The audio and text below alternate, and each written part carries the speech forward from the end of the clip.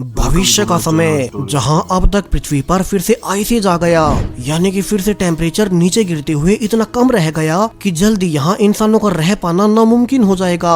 तो वैज्ञानिकों ने पृथ्वी से पूरे 1000 लाइट ईयर्स दूर एक और रेहा नामक हैबिटेबल प्लेनेट ढूंढ निकाला, जहाँ का वातावरण इंसानों के रहने के लिए बिल्कुल सही था। और वहीं जाने के लिए उन्होंने अपने सारे रिसोर्सेज का इस्तेमाल कर एक वर्महोल पोर्टल भी पृथ्वी के पास खोल दिया, ताकि यहाँ के लोग वहाँ पर माइग्रेट कर सके। अब रेहा प्लेनेट जिस सोलर सिस्टम में मौजूद है, उससे रेहा और पृथ्वी दोनों ही ग्रहों में बहुत बड़ा टाइम डायलेशन का फर्क आता है। जहाँ जब तक हमारी पृथ्वी पर सिर्फ 1 साल बीतेगा, तो उतने ही समय में रेहा प्लेनेट पर 18 साल बीत जाएंगे। अब जैसा कि होना ही था, वर्महोल पोर्टल के पूरा बनते ही पृथ्वी से पहले सारे अमीर लोग रेहा प्लेनेट पर शिफ्ट होने लगे, क्योंकि पृथ्वी ग्रह के हालात लगातार बिगड़ते जा रहे थे। और पृथ्वी पर अब सिर्फ वे ही लोग बचे हैं जिनके पास रेहा तक जाने के पैसे नहीं थे। इसलिए ही अब पृथ्वी पर बचे कुछ लोगों का यही मकसद बन गया कि वे अपनी पूरी लाइफ टाइम में इतने पैसे कमा ले कि वे रेहा तक पहुंच सके। अब धीरे धीरे उस पोर्टल को खुले हुए 50 साल बीत चुके हैं, लेकिन रेहा पर रहने वाले लोगों के लिए वहाँ पर 900 साल बीत गए। सो अब वे खुद को पृथ्वी वासियों से अलग समझने लगे हैं, और उन्होंने फैसला किया कि वे पृथ्वी से और लोगों को रेहा पर नहीं आने देंगे, ताकि रेहा प्लेनेट पर ओवर पॉपुलेशन ना हो।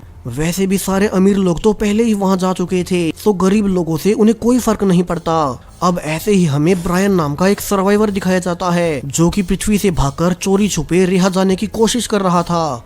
वो अभी एक छोटे से शटल में मौजूद है, जो कि उसकी मेन शिप से निकला था, जिस पर कि रेहा की सिक्योरिटी टीम ने पहले अटैक कर दिया, जैसा कि वे पृथ्वी से निकलने वाले हर एक शिप के साथ कर रहे हैं। अब ब्रायन अपनी पर्सनल एआई एडिसन के साथ एक रेस्क्यू शटल में ट्रेवल कर रहा है। उन्हें जल्द ही किसी बड़ी शिप को ढूंढकर उसमें जाना होगा, वरना वे इस रेस्क्यू शटल में ज्यादा आगे नहीं जा पाएंगे। अब एआई एडिसन ब्रायन को सूचना भी देती है कि कैसे उनके पास में ही एक और शिप ट्रेस हो रहा है, लेकिन वो उल्टे रास्ते में यानी कि पृथ्वी की ओर जा रहा है, और इसके अलावा कोई भी उनके मैसेज का रिप्लाई भी नहीं दे रहा।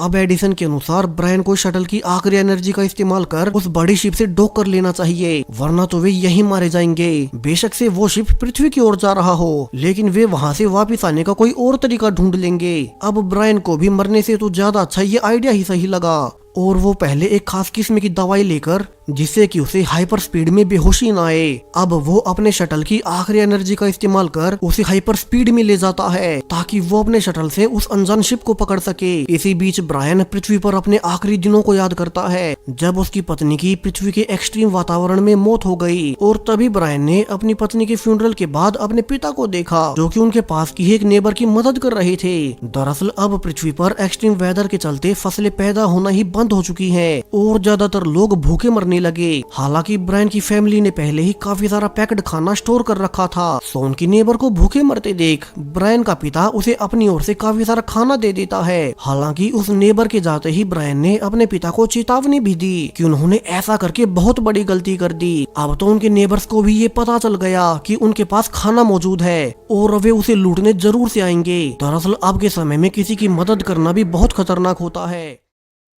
हालांकि उसका पिता कहता भी है कि जल्दी ब्रायन और उसकी बेटी राइली वे दोनों यहाँ से हमेशा के लिए रेहा चले जाएंगे, और उनके पास ब्रायन की बेटी राइली जितने पैसे तो उन्होंने इकट्ठे भी कर रखे हैं, सो उन्हें ज्यादा चिंता नहीं करनी चाहिए। अब प्रेजेंट में ब्रायन फाइनली उस दूसरे बड़े शिप के अंदर घुस चुका था, और वो अपनी एआई एडिसन को एक्टिवेट कर शिप में आगे बढ़ने लगता है, ताकि एडिसन उसकी मदद कर सके। लेकिन सरप्राइजिंगली यहाँ तो शिप में पहले से लोगों की बॉडीज पड़ी थी, मानो वे सब आपस में ही लड़कर मारे गए हों। ब्रायन बड़े ध्यान से सोचते हुए आगे बढ़ रहा था कि इन सबको मारा किसने होगा, कि उसका ध्यान शिप में लगे फोटोज पर जाता है, और वो पहचान गया कि ये सब पृथ्वीवासी नहीं बल्कि रेहा के रहने वाले थे।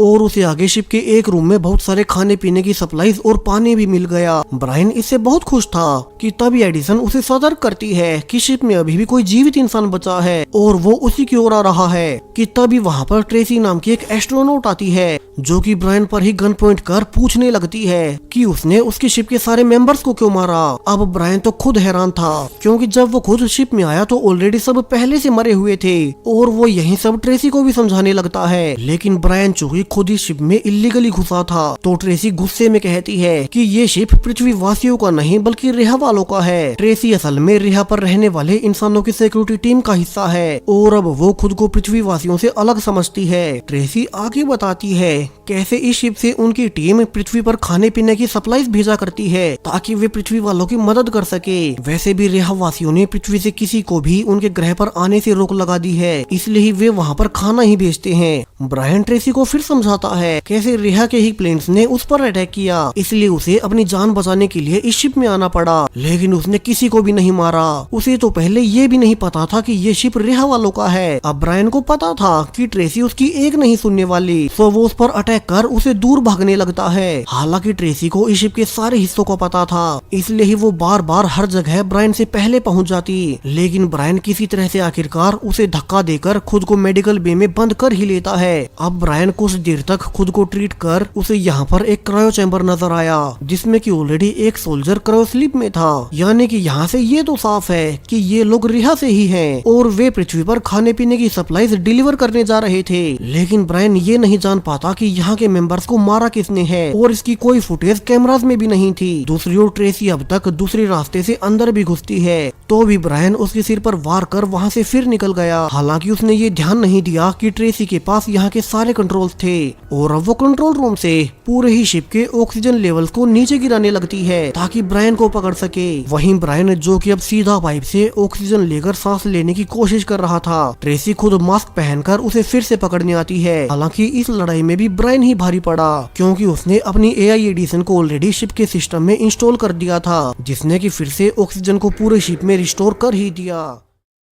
अब ब्रायन को कंट्रोल रूम में आने के बाद AI एडिशन से पता चलता है कि कैसे रिहा प्लेनेट वालों ने कभी आर्टिफिशियल इंटेलिजेंस को आगे बढ़ाया ही नहीं, इसलिए ही वो इस शिप का सब कुछ कंट्रोल नहीं कर सकती, उसके पास थोड़े बहुत कंट्रोल ही है। ब्रायन समझ चुका था कि रिहा वाले लोगों के लिए पृथ्वी से निकले 900 साल बीत चुके हैं, इसलिए उनकी सिविलाइजेशन पृथ्वी के इंसानों से बहुत अलग हो गई। अब उसकी AI एडिशन शिप के सिस्टम को पूरी तरह से कंट्रोल नहीं कर पाती, तो ब्रायन खुद उसे मैन्युअली चेक करने लगता है। तो वहीं अब ट्रेसी गेट पर आकर लगातार चिल्लाई जा रही थी कि ब्रायन शिप के कंट्रोल पैनल को बिल्कुल न छेड़े। ब्रायन गुस्से में कहता भी है कैसे तुम रिहा वाले लोग भी कभी पृथ्वी से ही गए थे, लेकिन अमीर होने के चलते तुम पहले रिहा पर पहुंच गए और फिर तुमने डिसाइड किया कि तुम अब पृथ्वी से और लोगों को रिहा पर नहीं आने दोगे, बेशक से वे पृथ्वी के साथ खत्म ही क्यों न हो जाए। रिहा के शिप्स पृथ्वी से आ रहे शिप्स को शूट करते रहे हैं, इसलिए वो उसकी एक भी बात नहीं मानेगा।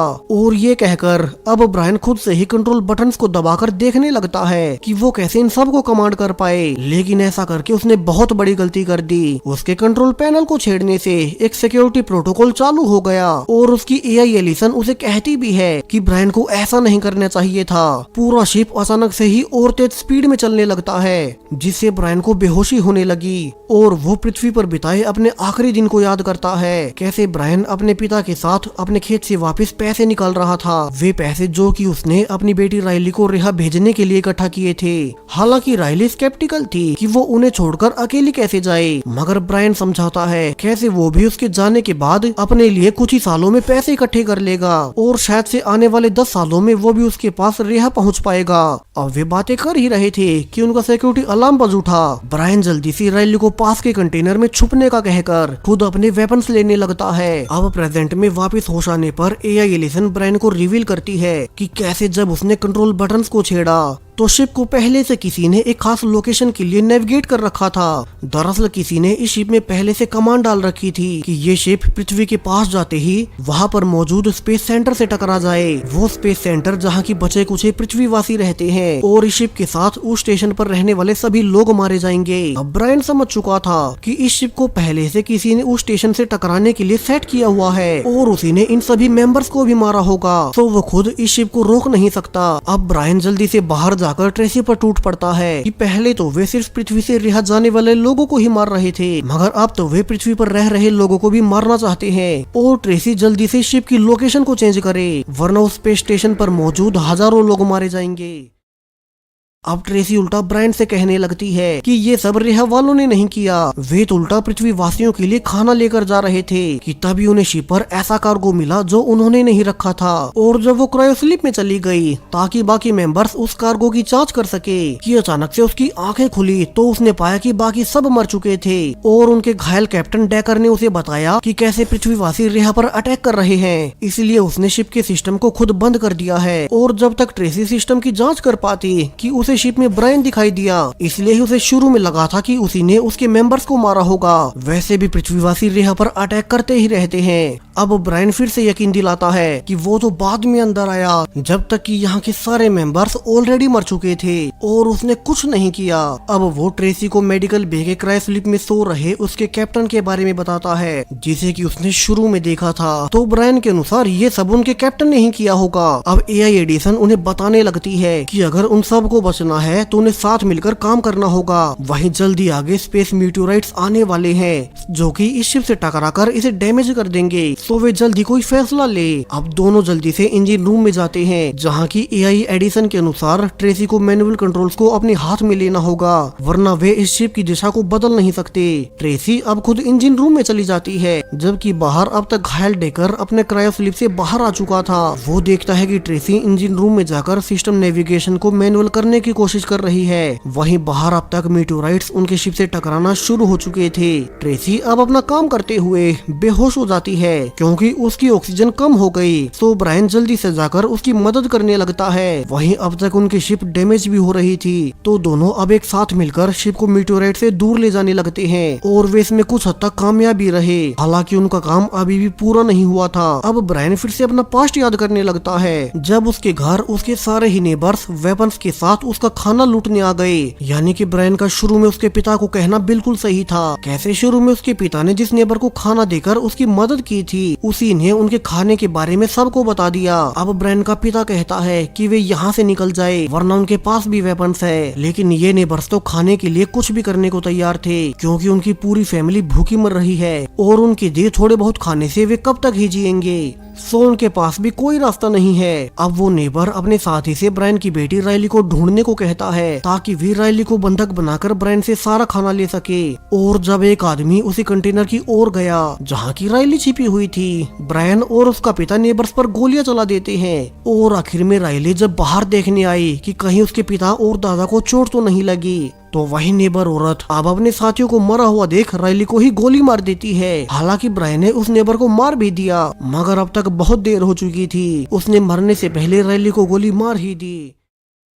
अब प्रेजेंट में ब्रायन और ट्रेसी ने मिलकर शिप को मीटियोराइट से तो बचा लिया था, जहाँ की ब्रायन अपनी बेटी का फोटो ट्रेसी को दिखाकर सब बता देता है कैसे उसने अपनी पत्नी के बाद अपनी बेटी को भी खो दिया। ट्रेसी भी बताती है कि उसके पेरेंट्स भी पहले पृथ्वी पर खाना देने आते थे मगर एक दिन रेहा की गवर्नमेंट ने उसे बताया कि कैसे पृथ्वी वासियों ने उसके पेरेंट्स को खाना लूटने के लिए मार दिया, इसलिए ही रेहा प्लेनेट के सभी लोग पृथ्वी वासियों से नफरत करने लगे। अब ब्रायन कहता है कि पृथ्वी वासी ऐसा कुछ नहीं करते, रेहा की गवर्नमेंट ने उनसे झूठ बोला है ताकि उन्हें पृथ्वी वासियों के रेहा आने से रोकने का बहाना मिल जाए। अब एआई एडिसन रिवील करती है कि वे उन मीटियोराइट से तो बच गए मगर उन्हें अभी भी काम करना जारी रखना होगा क्योंकि इस शिप की फाइनल लोकेशन अभी भी स्पेस सेंटर से टकराने की है। तो उन्हें बचे हुए नेविगेशन सिस्टम को भी चेंज करना होगा और इसके लिए अब ब्रायन अंदर जाने को कहता है। अब जिस एरिया में खुद ब्रायन जाएगा इंजन रूम का ये हिस्सा बहुत ठंडा होता है, इसलिए -40 डिग्री में जिंदा रहने के लिए ब्रायन को वहाँ प्रोटेक्टिव सूट पहनकर जाना होगा। ट्रेसी बताती भी है कि रेहा प्लेनेट पर हमेशा वार्म टेम्परेचर ही रहता है जैसा कि कभी आइस एज से पहले पृथ्वी पर रहा करता था,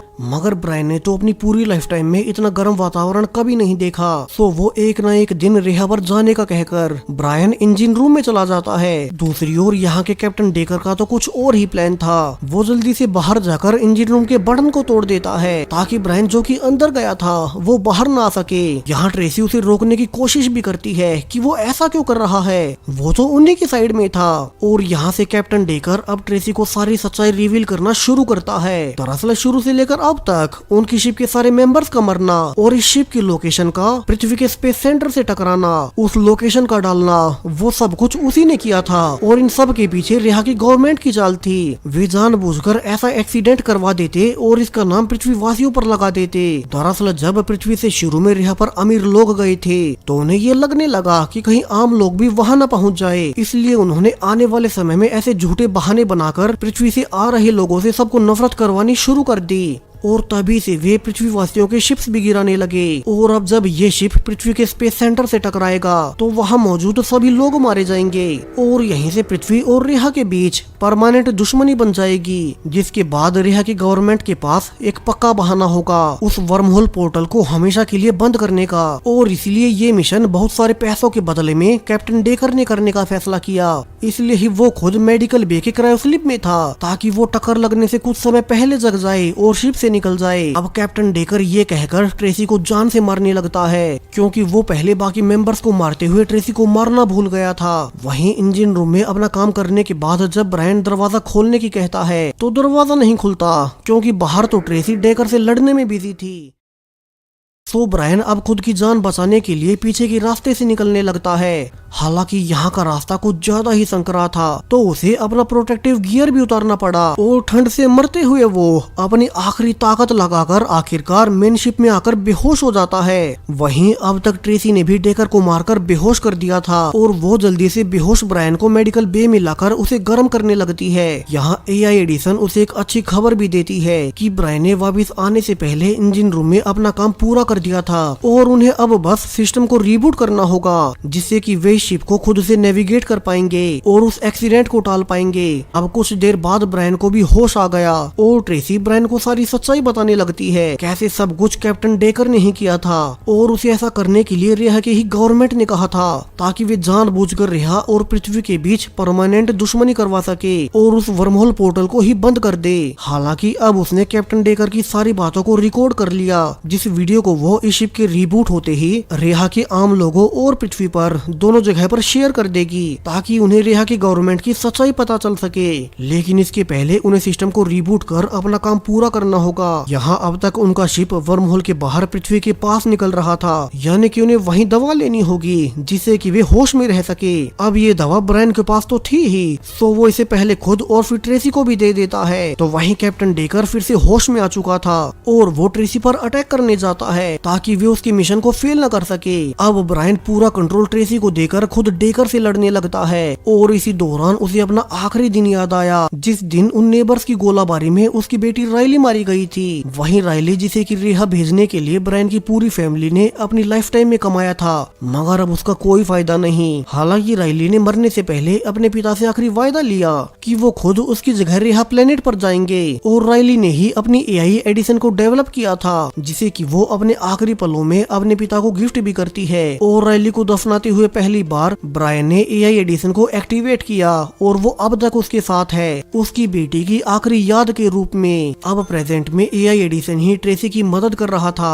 ताकि वो शिप को वर्महोल से निकालकर रीबूट कर सके। तो वहीं ब्रायन दूसरी ओर डेकर से लड़ रहा था और चूंकि उसने पहले से दवा ले रखी है तो वो आखिरकार डेकर को हरा ही देता है। हालांकि अब तक भी उनका शिप रीबूट नहीं हुआ, तो ब्रायन खुद ही बाहर जाकर AI एडिसन की मदद करने लगता है और आखिरकार बिल्कुल आखिरी वक्त पर उन्होंने अपने शिप को स्पेस सेंटर से टकराने से रोक ही लिया। ब्रायन और ट्रेसी ने मिलकर सब ठीक कर लिया और अब चूंकि शिप पूरी तरह से उनके कंट्रोल में था तो वे उसी कैप्टन डेकर वाली वीडियो को हर ओर शेयर कर देते हैं, जिससे कि सभी लोगों को रेहा की गवर्नमेंट की सच्चाई पता लग गई। यानी कि अब बचे कुछ पृथ्वीवासी भी रेहा पर जाकर खुद को बचा पाएंगे और दोनों आने वाले 9 महीनों तक पूरी शिप को अपग्रेड करने लगते हैं ताकि वे उस वर्महोल से होकर रेहा तक पहुंच सके। और जब आज पूरे 9 महीने बाद उनका काम पूरा हो गया तो वे फाइनली वर्महोल में एंटर कर रेहा पर पहुंच ही जाते हैं। आज ब्रायन पहली बार रेहा प्लेनेट को इतनी पास से देख रहा था, जहां की आने का सपना कभी उसने अपनी बेटी के लिए देखा था। और अब तो यहाँ पर बाकी पृथ्वीवासी भी आ पाएंगे। और इसी हैप्पी एंडिंग के साथ ये साई-फाई मूवी